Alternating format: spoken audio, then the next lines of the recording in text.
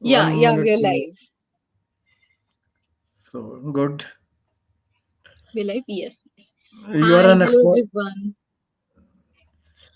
everyone. You are live now. Yeah, yeah, we are live. Okay. Yes. So, Hi, hi Ashlesha. everyone. Hello. Hi, Rajiv ji. So, how was your Sunday? It was good. It was good. Pune is, I think, warmer compared to Delhi. It's starting to get a bit warm. Yeah, summers are Delhi, starting early this year, I feel. Delhi is also become slightly warm, but the nights are cold. That's kind of lovely. You get to have like a nice sleep with that little bit of cooler weather. I think up to Holi it will be okay. After Holi, then it will become very warm. Okay. So another 1.5 months to go about. Yes. I think let's start the program. It's 5 o'clock already. Yeah. I'll just start. I'll introduce the audience and then I can introduce you. Yeah.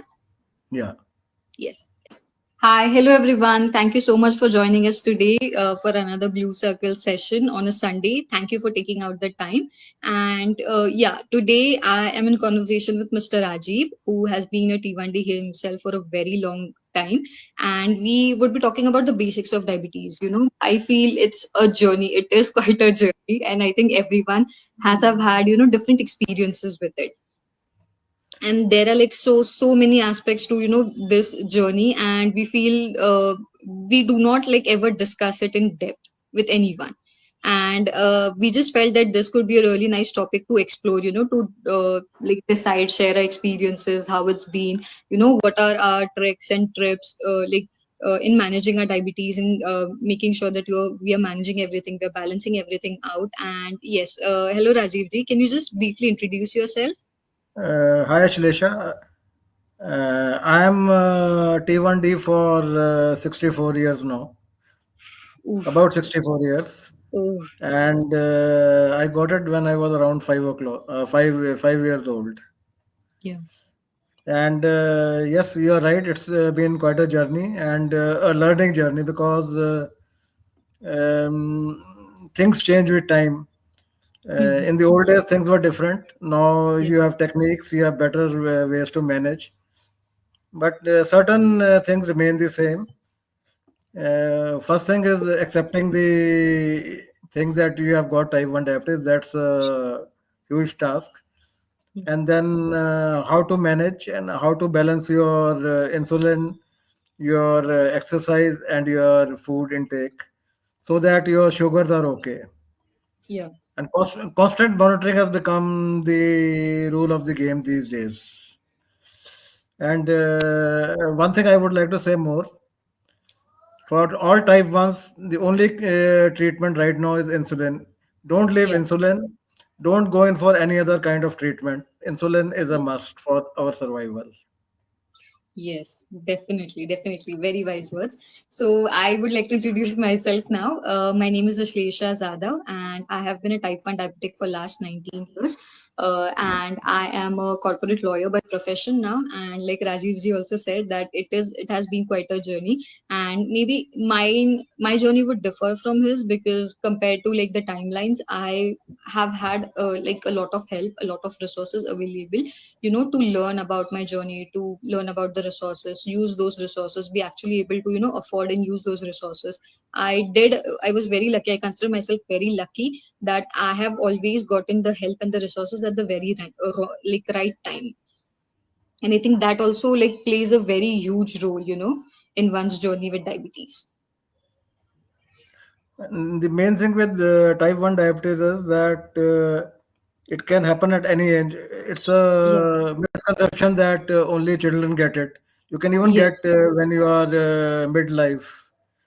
So one thing is that type 1, and the other thing about the other misnomer about this thing is that type 1 happens because you eat too much. No, that is not right. Type 1 is due to autoimmunity of your beta cells get destroyed. in the Definitely, yes. pancreas, Hmm. and that's why insulin is a must. Yes, yes, definitely. Yeah, I think, even I have heard, even when I was little and I was diagnosed, everyone used to ask my parents that, does she eat a lot of sweets? Do you guys give a lot of sweets in her, dinner, lunch, and all of her meals? And I used to be just like, huh, what? What are you guys like, talking about? And sometimes it might feel very like tiring to go and explain to each and every person that these are not the causes of, type 1 diabetes. A person having type 1 diabetes, there's something called as, like you were explaining, your beta cells that are in your pancreas that get destroyed, and it can happen due to like a variety of reasons. That's the And main cause of, you being a diabetic or type 1 diabetic. and And another thing, yes, the other thing is people confuse type 1 with type 2 and vice versa. So yes, yes, that is very important. Type 1 is a different category and requires different treatment. Though in type 2 also at times you require insulin, but yes, in type 1 insulin is continuous from the yes, day till you are on the earth. You will require insulin unless we get yes, a cure. We are hoping yes. for a cure, but let's see when it comes. Yes, exactly. The only option, or like only like source of treatment for us type 1 diabetics right now is insulin, only and only insulin. So, in case you have any uncle, aunties, or any, anyone coming up to you and telling you that, try this Karela ka juice, try homeopathic medicine, try doing yoga. No, it is not going to cure your diabetes. It might help you in managing your diabetes a bit better. It might help in managing your sugar levels, getting it down, all of your readings below 200, but it will never cure your type 1 diabetes at least. So if you see Okay. any ad somewhere that, go to this Baba, they will help you reverse your type 1 diabetes, or go to this renowned endocrinologist who will help you, in reversing your diabetes, or try dieting, try doing this, try doing that. I'm sorry, but we have been there, we have tried that, and it does not work. It's not going to cure you. It might help you, but please understand and accept this fact that it is not going to cure you of your type 1 Uh, diabetes. if you permit me, I'll share my experience about Yeah, this. In yeah, please go 1970, when I was ahead. about 13, 14 years old, my parents were keen that कि किसी तरीके से insulin छूट जाए. Yeah. So an Ayurvedic doctor came. He said, "You take this particular plant, you won't require Mhm. insulin." I said, "But this is the problem." He said, "No, you try." For one day, Mhm. I left the insulin and I landed up in the hospital, and my sugar went to mm, as high as 600 plus, and I had to be given 4 bottles or 5 bottles of glucose to revive. Mhm. Total dehydration. So I would advise all the people who are newly diagnosed or have been diagnosed for some time, don't try alternative treatment Mhm. leaving insulin. If you want to Yes. try Karela juice, you can try with insulin and Yeah. adjust the dose accordingly, but Mhm. don't leave insulin even for one day. Yes. Absolutely. Absolutely true. We would actually like suggest you guys to never go down that lane, because it does not like give you positive results. You'll actually end up making yourself suffer a lot more. Your family more would suffer. You would lose your finances into this, and you might also lose your confidence and your hope while doing this. Okay, Ashlesha, there are different types of insulin, Yes. and basically, I would say we knew them as fast acting and Long what do acting. you call Yes. long Yes. acting. But Yes. And the technical terms are bolus for fast basal. acting and basal for your long acting. Yes. So, Yes. if you could highlight the types of insulin we have these days. Yeah, there are like a variety of insulins present right now. The main, like the most important distinguishing factor among those is their action time. So, for example, if you're taking something like Etrapid, human insulin IP, those are the short acting ones, which we used to call it short acting ones, because they work in your body for about 6 to 8 hours, and hence they are your doctors mostly prescribe you to take it before meal times, because it helps you keeping your sugars in range during the whole day, when you're eating something, when you're consuming something, to keep your blood sugars range in those times. and the other one is the long acting ones, which we called like there are a lot. I personally take Lantus or Glargine, which you guys might know about, and that is the one that works for around 24 hours in your body. So There's hence it's mostly prescribed to taken at during the night time or during the evening time.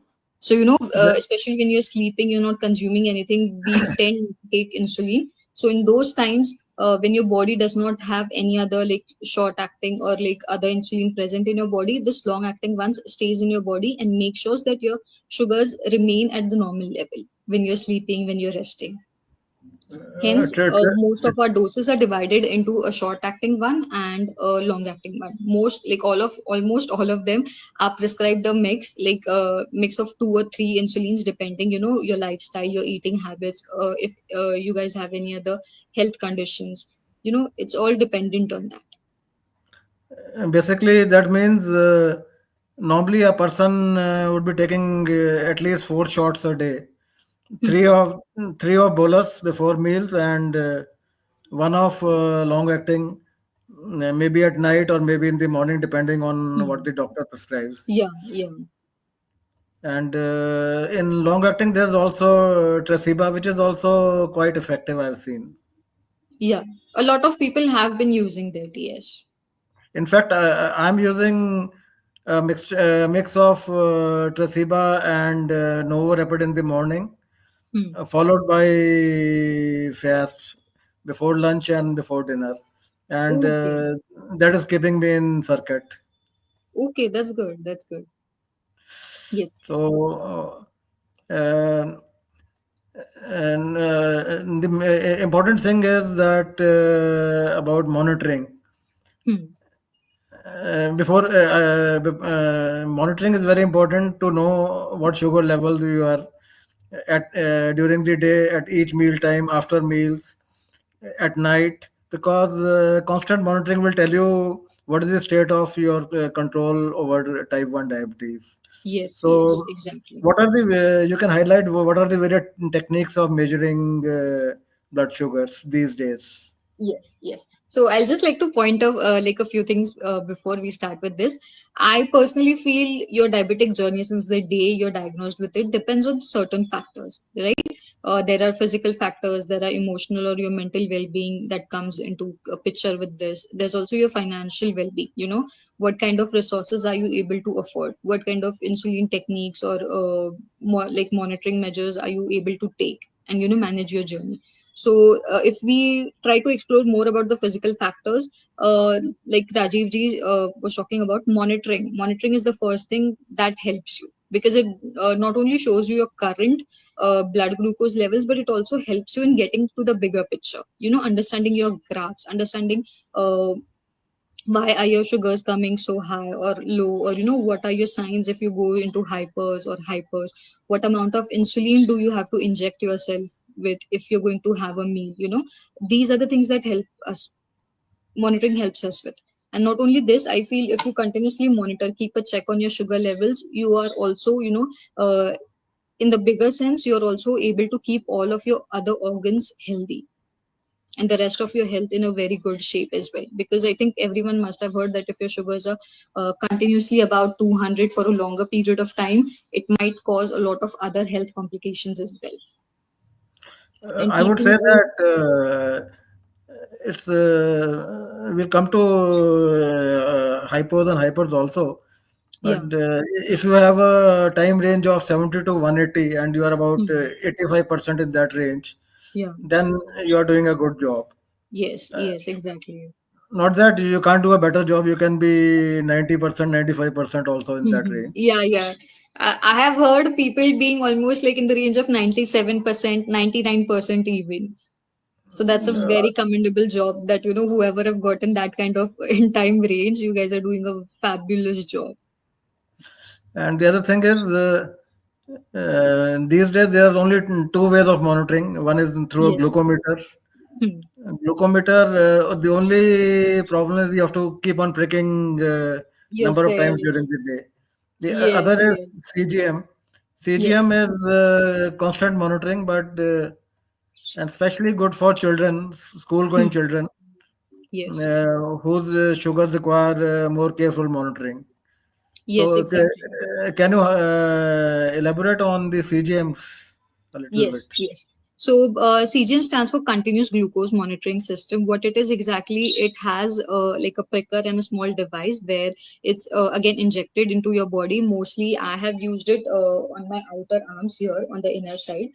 People use it at various like different sites on their body. What it helps with it, it gives you literally every second ka reading, your glucose reading, and it can be viewed on the Libre machine or on your phone as well. There are a lot of apps, even Blue Circle Diabetes Foundations. We also have an app, and there as well, if you sync it up with your Glimp app, you'll be able to view those. There are also a number of other apps present in the market today, which helps you in getting the reading, but they might have like certain kind of like subscriptions or something with it, but it really does help. I have only used it a few times myself, but yes, it is really helpful, and it's very very easily accessible.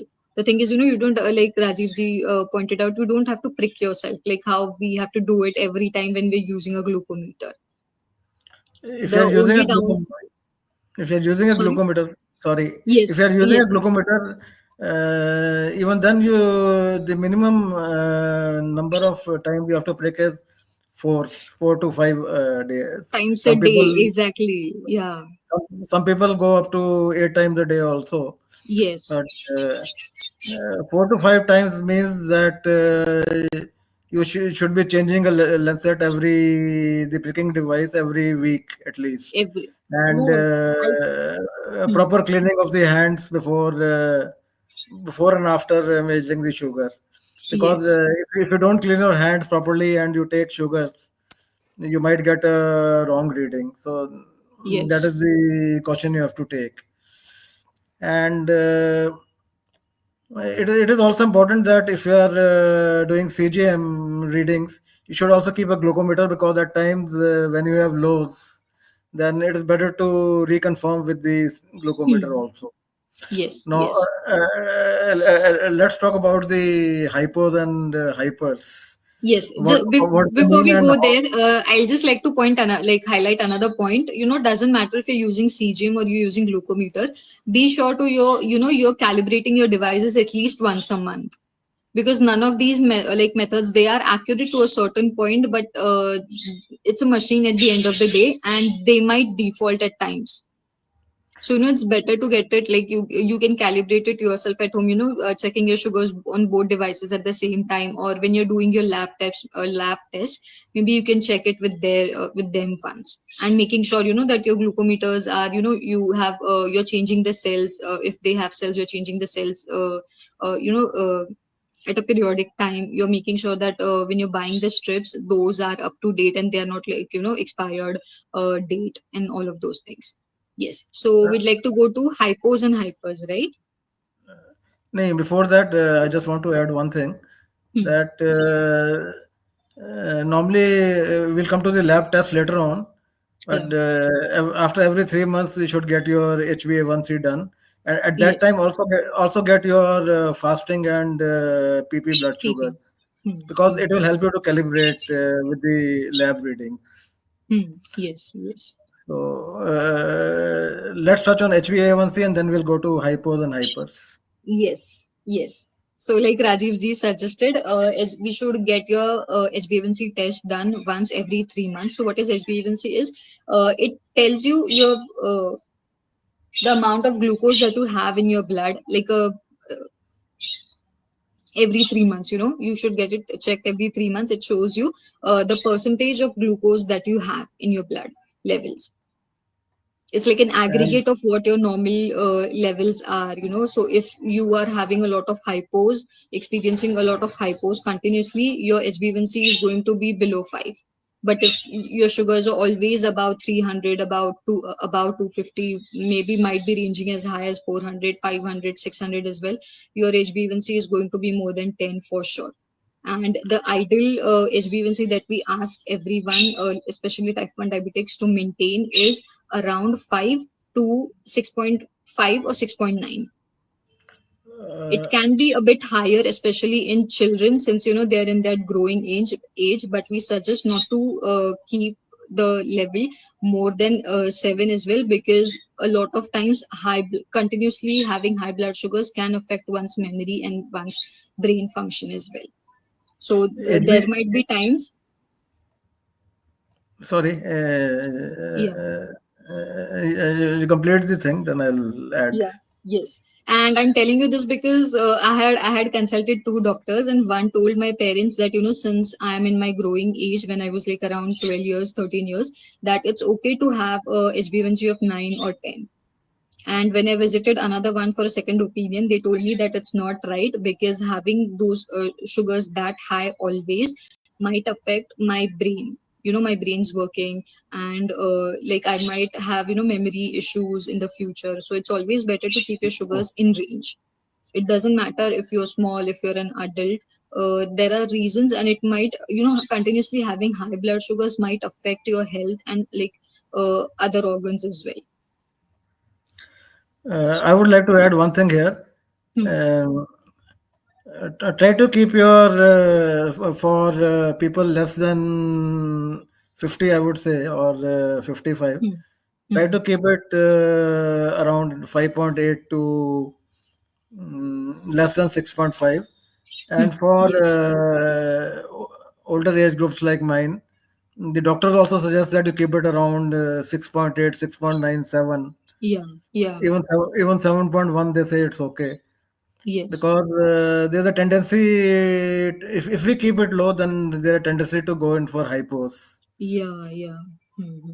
But the ideal range would be, for most people, would be 5.8 to 6.4, I would say. Yeah. 6.5. Yes. That should be a hard limit, while managing your diabetes. And that can be achieved only and only if you're monitoring your sugar levels, you're keeping a check on your insulins, like how many units are you taking at a time, what kind of diet are you having, making sure that every day or every week your sugars do not cross the limit of 180, before meal, after meal, while sleeping. That is like a hard range, I feel one should keep for themselves, to make sure that the HbA1c reading at the end of 3 months would be in range.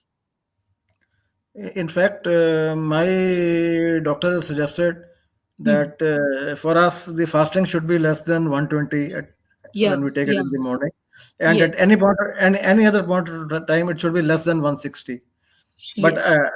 I try to keep it around 140 Okay. after meal, or at any point of time. In fact, Hmm. at times it is less than 130 also. Yes. So the other thing is, if you, okay, now we have to mention what is a hypo and what is a hyper. Yes. If your Yes. blood sugar level is less than 70 at any point of time, it's a case of a hypo. Hmm. And there are times when your blood sugar can go as low as 30, 40 also, if you have 20. taken excessive dose, or you have not eaten properly, Hmm. or due to other reasons also. And if your sugar is more than, I would say, 200, then you are definitely in the hyper stage. Hmm. Though above 180 also you have to be careful, because 180 is the renal threshold. And Hmm. after that, if you have continuous diabetes for a long period of time, above 180, then sugar starts coming in your urine also. Yeah. Yes. So and that is the important thing. And how to control hypos? What are the various ways? In the Yes. old days, we used to take sugar mixed in water, or Hmm. powdered sugar, or mishri. But Hmm. nowadays, you have other things also, like glucotabs. Yeah. Maybe you can Glucose. highlight on that. Yes. Yes. So, hypos, my worst hypo, I had a reading of 24, and I had no idea. I was like, lying in my bedroom. My mom found me because I was getting ready for my school, and she was banging on the door, and I was not replying to her. And Okay, when they took me to the hospital, they like at home she checked my sugar and it was 24, 24 is very low. 24. very low. Yes, exactly. You would have gone into Exactly. A a coma reverse as coma. well. Yes, yes. So Uh, the reason why we tell everyone to avoid hypos is because it can be a very, very tricky situation if, God forbid, if someone is having a hypo and they are not able to get their sugars up to, 80 or 90 or 100, and it's not rising very fast, someone can land themselves in a coma, comatose state, what we called it. And again, then you'll have to be hospitalized in an ICU, and that's not a very nice situation to be in. Again, and for this, what we tell everyone is monitoring. Why? Because you'll understand your signs. So for example, if I'm about to like experience a hypo, I start getting sweaty, I can feel sweat on the back of my neck, my hands start shaking. My keyword while growing up to tell my parents that I'm not feeling well, that I might go into hypo was, I'm feeling very uneasy. That is how I used to describe it to them, that I'm not feeling well, can you please check my sugar, that I might go into hypo, I'm not feeling well. That used to be like, that was a code word I used to tell them if I felt like I'm about to fall, or my hands have started shaking, I'm experiencing a lot of sweat around the back of my neck. So the other thing would be to, again, of course, monitoring, keeping a the other close symptoms, close watch. Sorry. there are other symptoms also. There are other symptoms also of a hypo. Yeah, it might If you start, differ for everyone. That's what I'm saying. Make sure that you know what are your signs. Your body always gives you signs. Be it a hypo situation or a hyper situation. Understand your body's signals when it's trying to signal you that we are getting into trouble. We might need help. We might need to get some other form of treatment.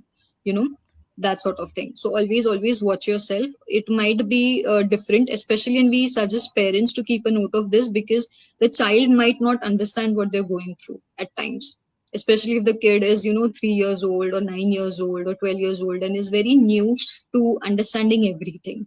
So they might not be able to analyze it themselves or ask for help. So what do you do in those times? You try to keep a watch. Of course, you'll look after your kid, but also understanding the signs and symptoms.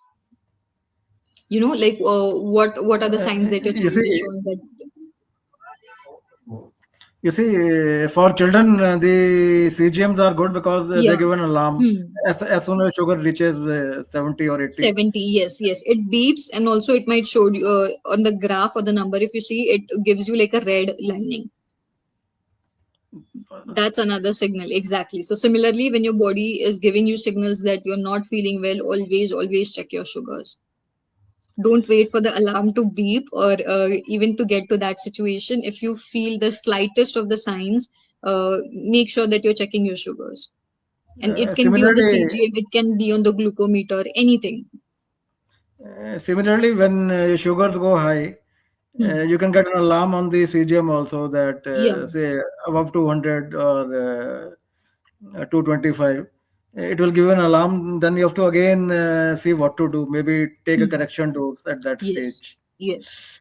So, how do you take a correction dose? That is important. Yes. Before that, we have to explain two concepts: ICR Hmm. and insulin to carb ratio, and Hmm. insulin sensitivity factor.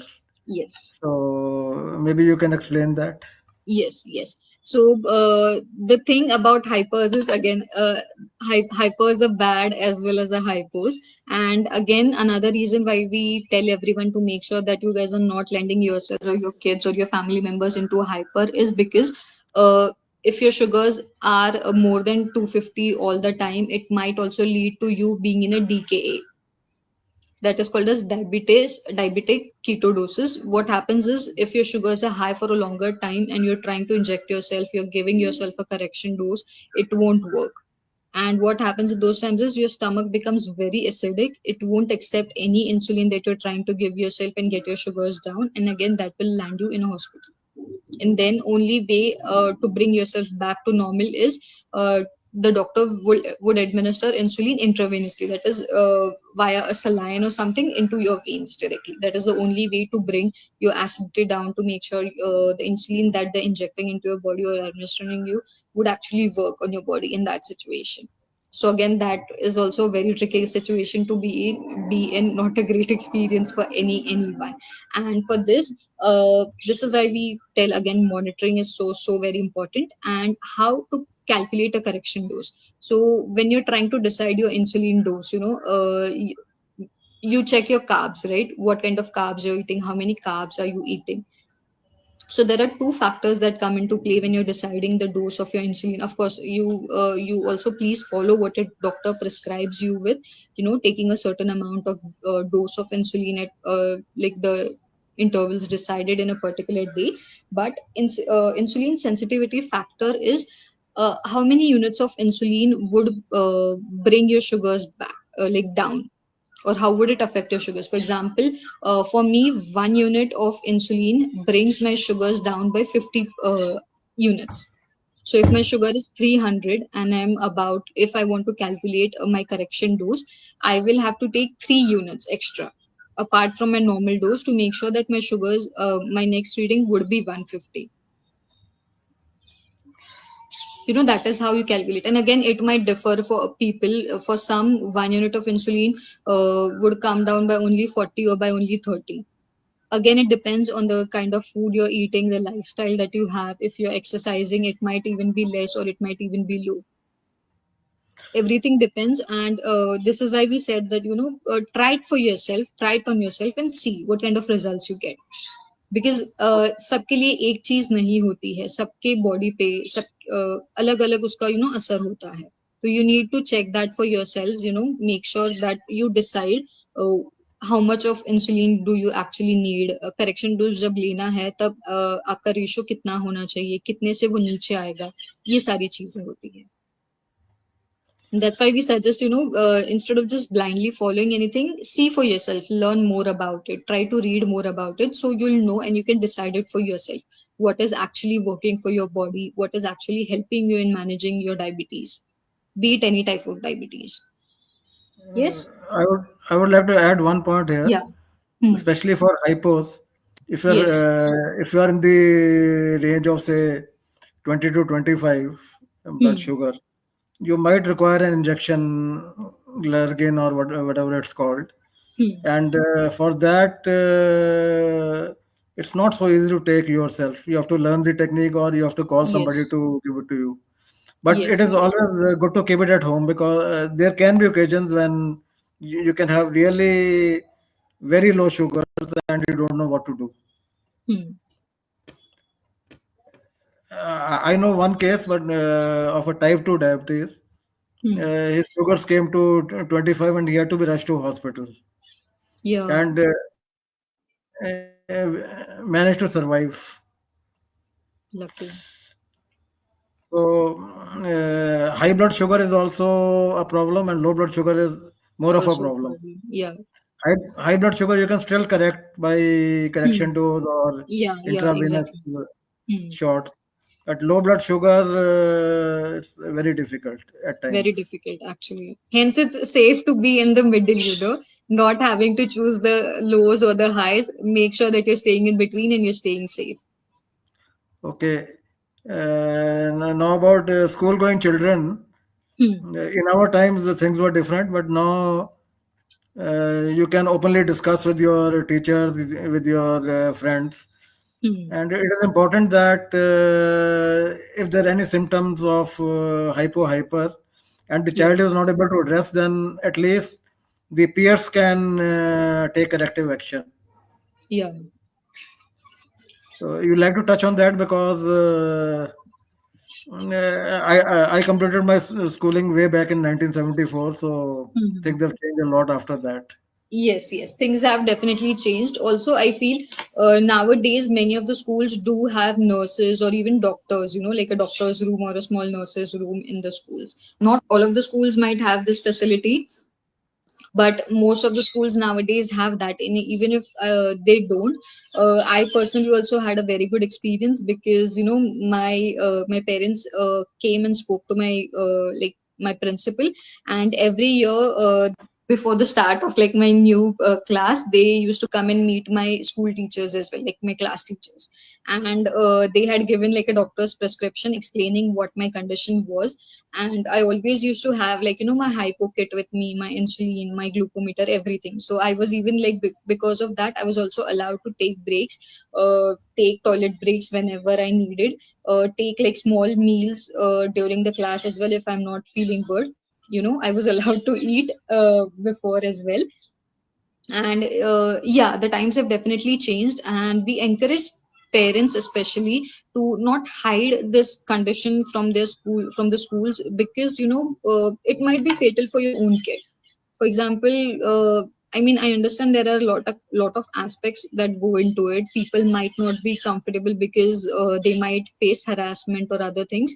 But I personally feel why it's important to tell the people around you is because you could land yourself in trouble. It's not because what would people think. It Look at it in this sort of way, that in case you're facing an emergency and nobody around you knows what you're going through, what is actually happening. And in these situations, the first thing everyone does is administering some kind of sweet to you, like मीठा खिला दो, candy डाल दो, हनी डाल दो, शहद डाल दो मुंह में. नहीं, what if your sugar is already high, or if your kid's sugar is already has already reached 300, 400, and the teachers don't know if your kid is suffering through something, is having a health condition like this, a major one, and that uh, and they'll rush them to the hospital, and the first thing that they do is they'll administer you honey or glucose के biscuits दे देंगे खाने के लिए, कि शायद energy नहीं है तो बच्चा गिर गया होगा. Don't do this. This is why it's important to mention if you have any major health conditions. We Okay, understand, Ashlesha. and that's why we also give the facility, where we make sure that our team of blue circle volunteers is going to the respective schools.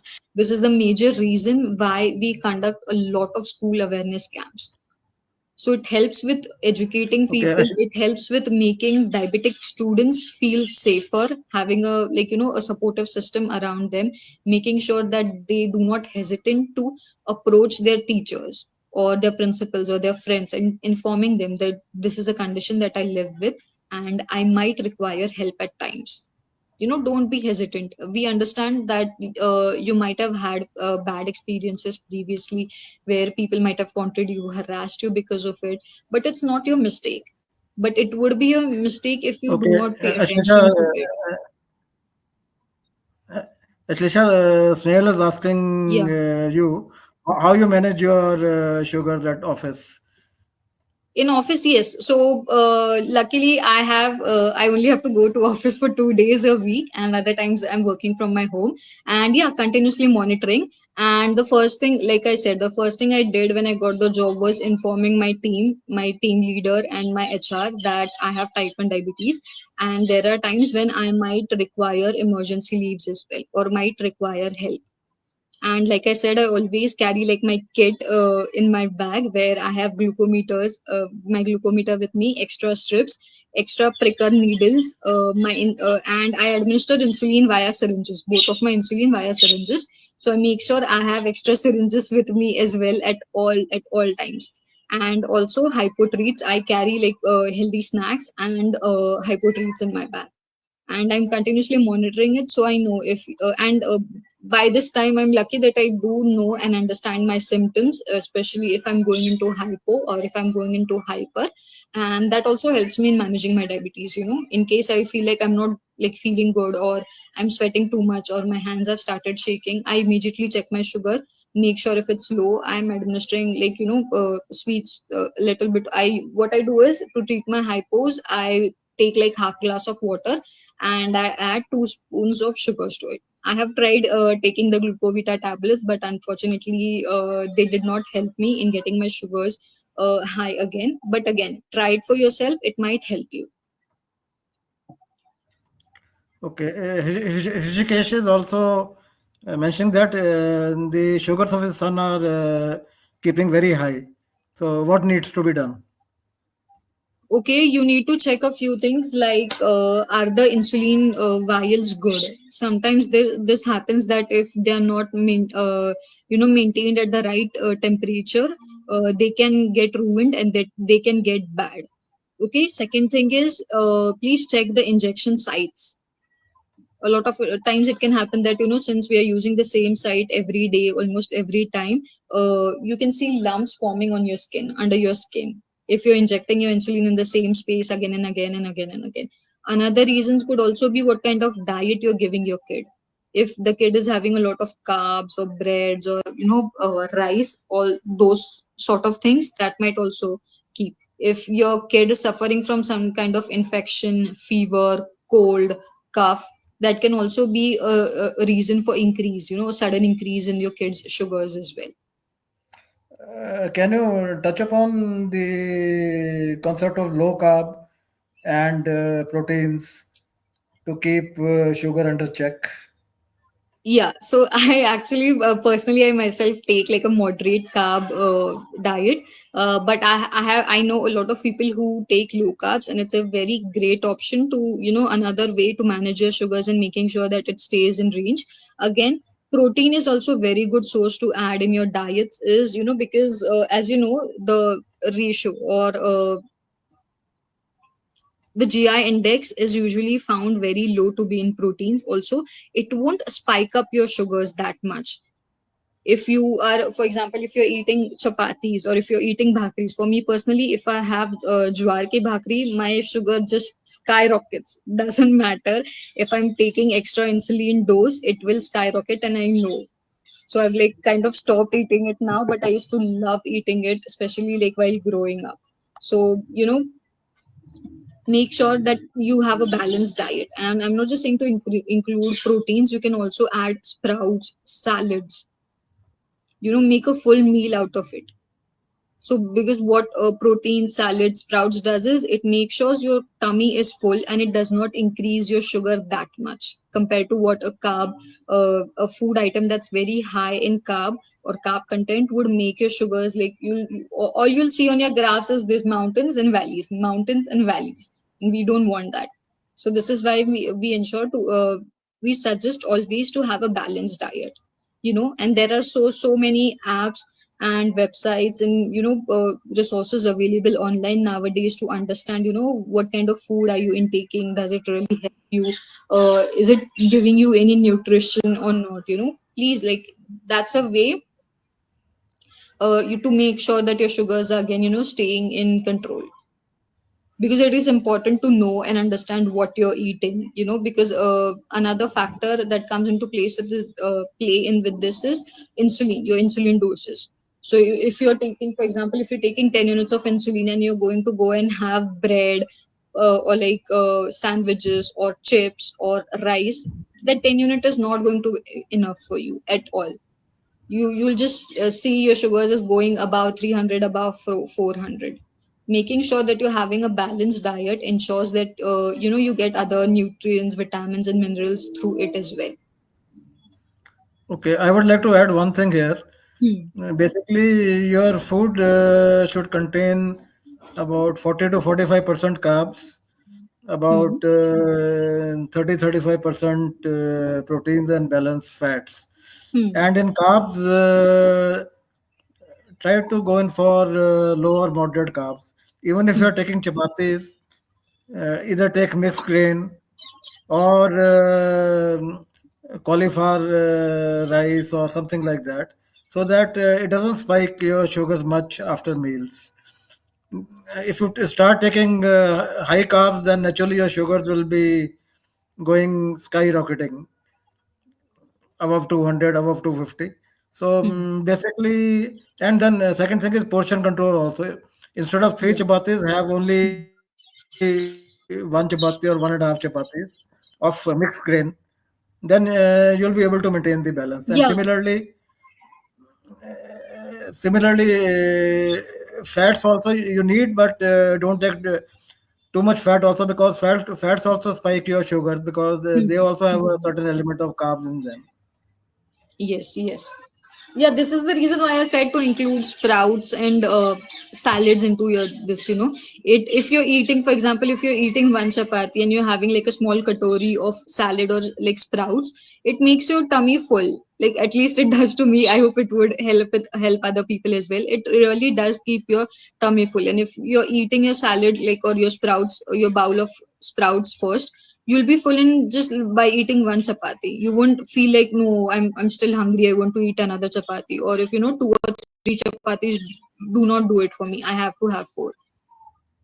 This is So another reason, because again, these days, many people are on CGM, so they yeah, can find out what is the impact of each type of food on sugars. They yes, yes, can, exactly, yeah, and, yeah. and after You that, they can balance. Yeah, exactly. You can experiment, you can try different products. Like, for example, I know there are so many types of flours, like attas coming into market. I have heard there's a jackfruit ka atta, which really helps people. Then mix, like a 5 grain mix kind of atta that you're getting nowadays. A lot of people have been using it. They've had really good results out of it. So, yeah, try it out for yourself, experiment, learn more about it. Check what suits you, follow that plan instead of just blindly following a single person or a single theory. Make sure to find out what works for you, and then it would make your life and your journey a bit easier as well. Okay. Somebody has asked a question Hmm. about myths that we need to Yeah. get rid of the myths. Yes. So Yes. the, the Our main hmm. myth is that, and you'll add to that also. Hmm. Main myth is that number one, once you have type 1 diabetes, you cannot survive for long. And the second myth is that a type 1 diabetic is useless for the society, he cannot do anything in life. And I think from your example, yours is a very good example. I'll not like to give mine because I, I'm now in a different age group. But I've seen many youngsters who are doing very well in life despite Hmm. having type 1 diabetes. Yes, All, ki- and all kinds of things. hmm. You take the example of cricketers, captains of certain countries, they are having type 1 diabetes and they are Yes, playing very yes, well. Tennis players, and you have you are with a very good consulting firm and you are doing very well in your profession.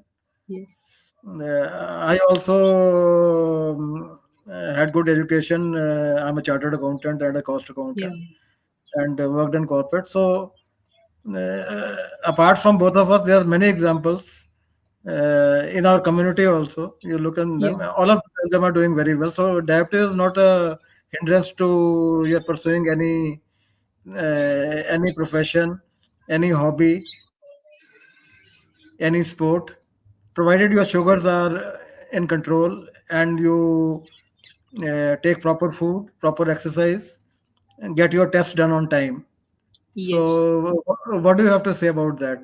Yes, I would actually like to say that you are a great example for us, because you have lived with this condition for more than 60 years. I think it speaks for itself that you are very wise.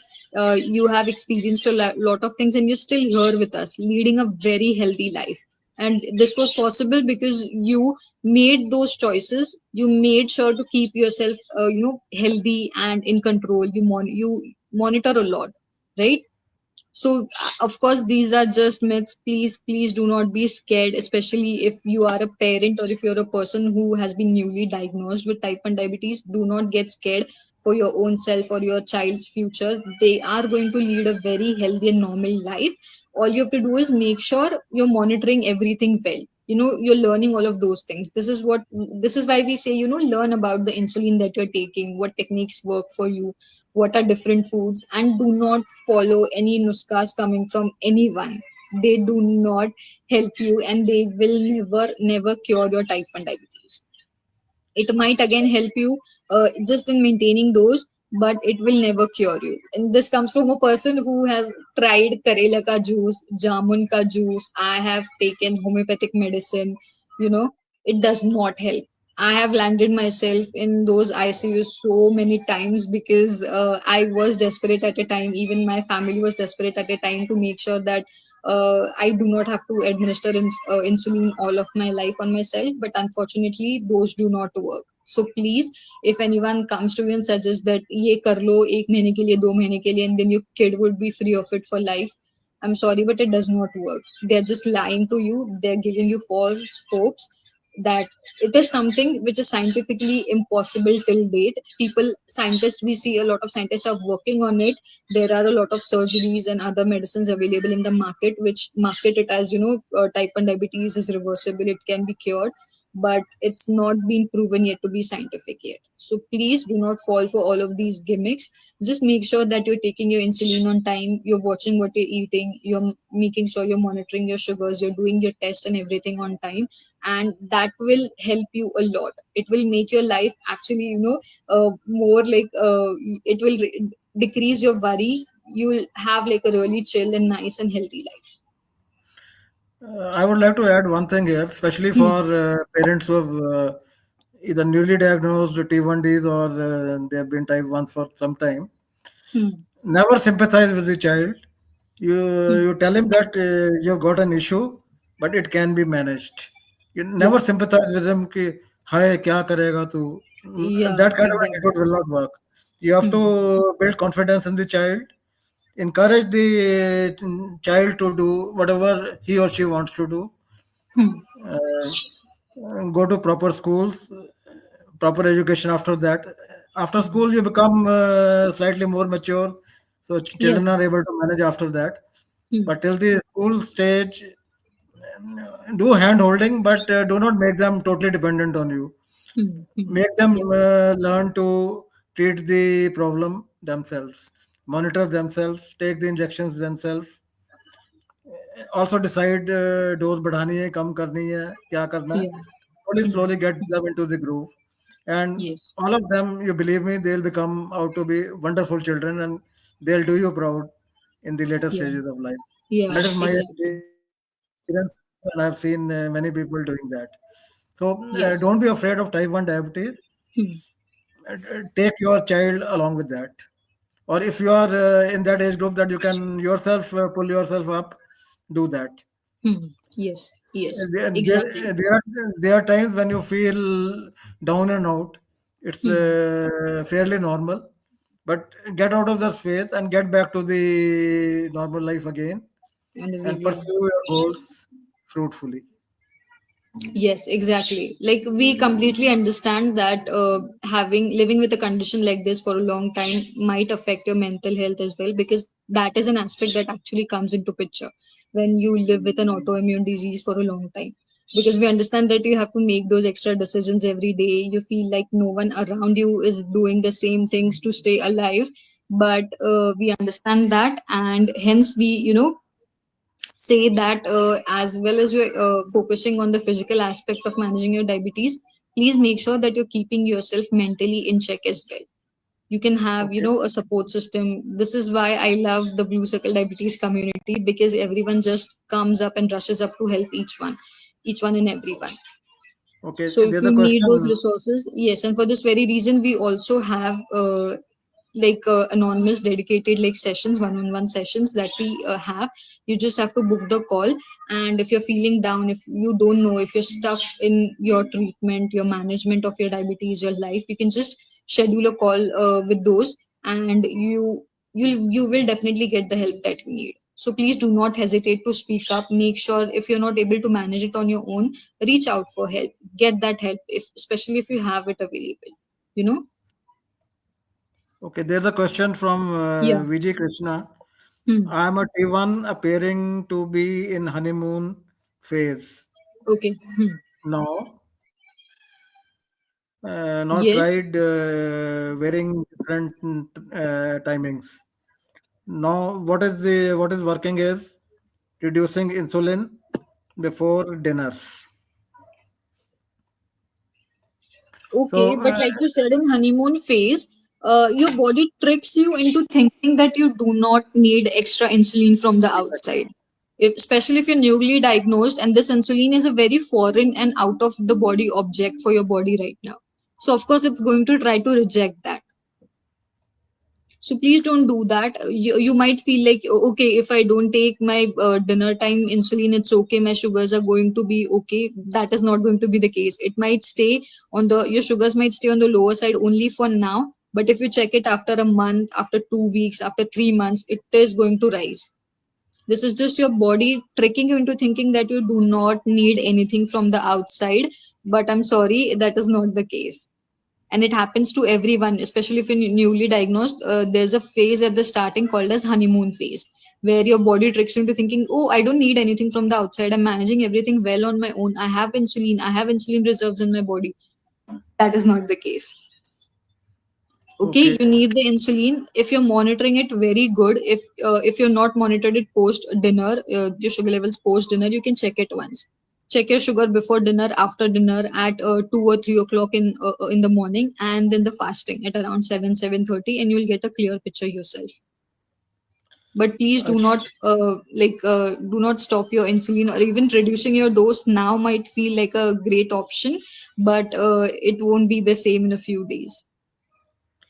Okay. We are almost Yeah, 5 minutes yes. away Any from the last close time. questions if we have? I think we can touch on two things. One Yeah. is what are the tests to be done by a type 1 diabetic, and what Hmm. is the frequency?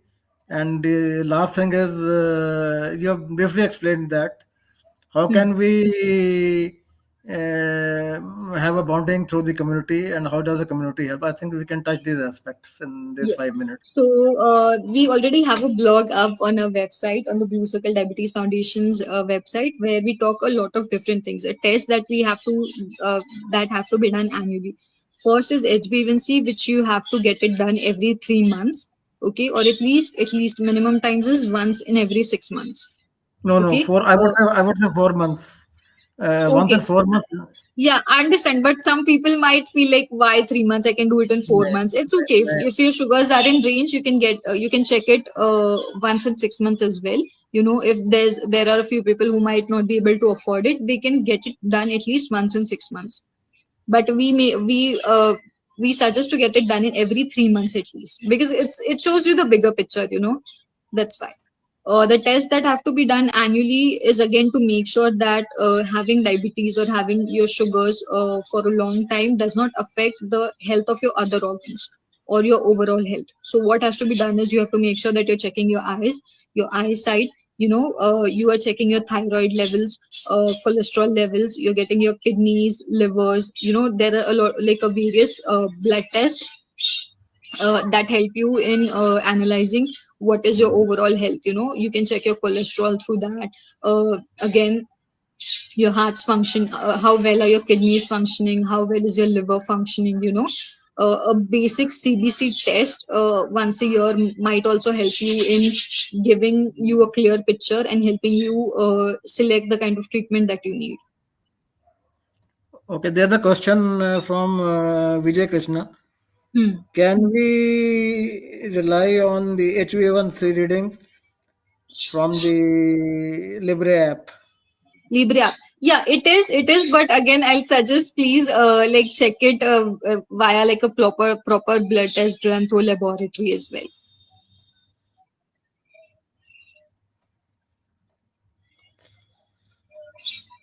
Okay, and main thing is that Ashlesha has mentioned Hmm. about the bonding with the community. Yes, Uh, these days, we are lucky that we have got community groups on Facebook, Insta, WhatsApp. We yes, can yes. discuss our problems, our issues openly with each other Hmm. without any fear or without any what do you call hesitation. Yes. That is very important. Uh, Being in the community of like-minded people can also help you to solve your problems. There are some issues which your parents may not be able to solve, your friends may not be able to solve, but if you are in the community, you get many solutions which you can never think of. Yeah, And exactly. the community can also help you to find proper doctors, proper labs, Hmm. also help you to get your equipments and accessories if you're not able to Special get them in a discounts. remote place. Discounts is a secondary thing, but in a Yeah. remote places, sometimes you're not able to get the. Hmm. There are certain insulin pens which you are not able to get in remote places. So Yeah. Hmm. I get Yes. requests that please send them to me or something like that. So Yeah. in a community, you can immediately. get to the root of the problem. Yes, exactly. That is what it is, having a support system apart from your own family, your friends. You will have people who you can rely on. Anytime you feel you're stuck, you can just write a message on the Facebook group or the respective WhatsApp group asking, hey, this is what I have been facing. Can someone please suggest me? And I can assure you, you will definitely get like a minimum of 3 to 5 replies immediately with that. Maybe check this, maybe check that, maybe this is what is affecting your sugars, or maybe this is why you're feeling stuck. This is the role that a community plays with, like in your life when you're suffering, or when you're living with a condition like this. You'll have help always available with them. Also, I feel you have so many silly questions, especially when you're just starting. You might have like very minute questions which might seem silly to other people or the doctors, but you need to know the answers to those. And who do you go to at those times? Please do not use Google at those times. Experienced people who have been living with this condition, people who have experienced it themselves or have seen their family members go through this. They are the right ones, they are the right resources to go to if you need any help, if you feel stuck, if you're not able to understand the concept. This is what the role of the community is: spreading awareness, educating each others, helping each other in minimizing the misinformation that is out there, or helping each other with those small like tips and tricks, that, oh, this is what has worked for me, maybe you can try it too, it might help you as well you know Okay, I think we yeah, have we are reached way the over end of the. time. So Yes. you just give your concluding sentence, then I'll also add one line to that. Yeah, no, no, you go ahead. I'll give my sentence at the end. Okay, okay. I would say only say one thing. Hmm. Don't fear type 1 diabetes. Yeah. Learn from your experience Hmm. and become beacon lights for other people to lead them from darkness to light. Yeah, yes, wonderfully said. Exactly. Do not be scared, and try to learn more about it. Why do you have it? What are the causes? What can be done? What can you do to make sure that you're always in good health? Read about it, try to educate yourself about it. That would actually make you feel better and make you feel less scared to face everything in anything. And I you would can say just one ask thing for that help. though I've Hmm. had it for a long time, I Hmm. never have this feeling that I know everything. I say that I know nothing. I have to learn one thing every day, and Hmm. keep on learning, and you'll do well in life. If you think that you Yes, know everything, and then you've reached the end of the road. exactly, exactly. Yes. So, thank you, Rajiv sir. Thank you for joining us today. And thank you, a big, big thank you to everyone for taking out time on the Sunday evening and joining us. We had a great time. And please stay connected with us on all our social media platforms, because we have a lot of sessions coming up. And yes, we have a lot of other things planned as well. So, thank you and have a good rest of the Sunday to everyone. Thank you, Ashlesha, and enjoy your Sunday. We'll Yes, be in you too. touch later on, Yes, and yes. keep on watching Blue Circle live webcast every week, and not only on Facebook but also Instagram, and all your problems will be resolved. Yes.